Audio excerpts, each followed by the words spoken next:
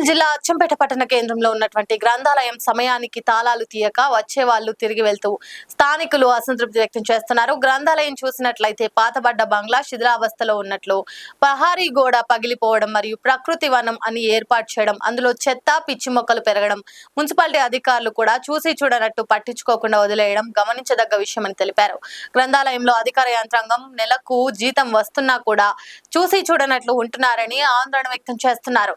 ఏమాత్రం అభివృద్ధి పరచకుండా కాలయాపన చేస్తున్నారని స్థానికులు ఆవేదన వ్యక్తం చేస్తున్నారు.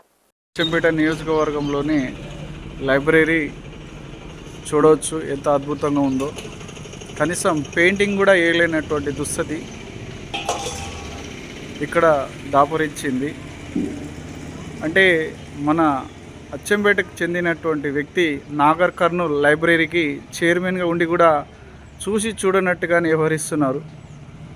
అందులో భాగంగా ఈరోజు మేము లైబ్రరీకి సందర్శించడంలో భాగంగా ఇక్కడ వాళ్ళ యొక్క టైం టేబుల్ అని కేటాయించారు. మరి టైం టేబుల్ కేటాయిస్తే 8 గంటల నుంచి 11 గంటలు అన్నారు.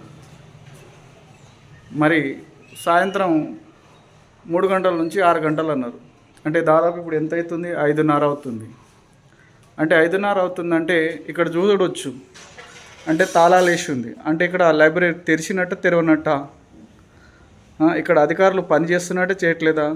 మరి ఎవడు అడగాలి ఇది? మరి ఇక్కడ ఉన్నటువంటి వ్యక్తులు మరి ఏం చేస్తున్నట్టు? ఇక్కడ ప్రజాప్రతినిధులు, స్థానికులు తమ యొక్క ఆవేదనను వ్యక్తపరుస్తున్నారు.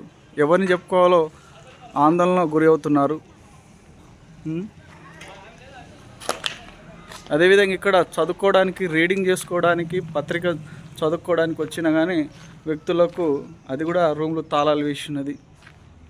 అదేవిధంగా ఇక్కడ లైబ్రరీలో ప్రకృతి వనం అని చెప్పి ఏర్పాటు చేసి కూర్చోవడానికి మంచిగా చైర్స్ లాగా చెట్లు పెంచి చుట్టూ రౌండ్గా ఏర్పాటు చేశారు. కానీ ఇక్కడ చూసినట్టయితే మొత్తం చెత్త చెదరాలతోటి చెట్లు పెరగడం వల్ల ఇక్కడ శుభ్రంగా ఉంచవలసింది పోయి శుభ్రత లేకుండా ఉంది. మరి మున్సిపాలిటీ అధికారులు ఏం చేస్తారో ఇప్పటివరకు తెలియదు.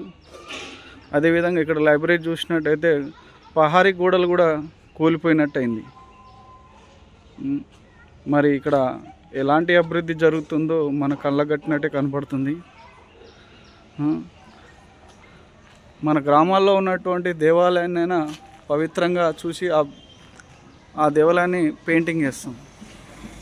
మన స్కూళ్ళలో, గ్రామాల్లో ఉన్న స్కూళ్ళని కూడా ప్రతి సంవత్సరం బిల్డింగ్ని పెయింట్ వేస్తాం.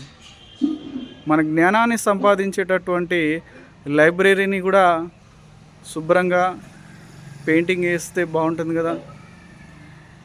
ఎలాంటి చర్యలు చేపట్టకుండా చూసి చూడనట్టుగా అధికార యంత్రాంగం వారు వ్యవహరించడం ఏమాత్రం కరెక్ట్ కాదని చెప్పి స్థానికులు తమ యొక్క ఆవేదనను వ్యక్తపరుస్తున్నారు. లైక్ చేయండి, షేర్ చేయండి, సబ్స్క్రైబ్ చేయండి. మరిన్ని వీడియోల కోసం బెల్ సింబల్ పై క్లిక్ చేయండి.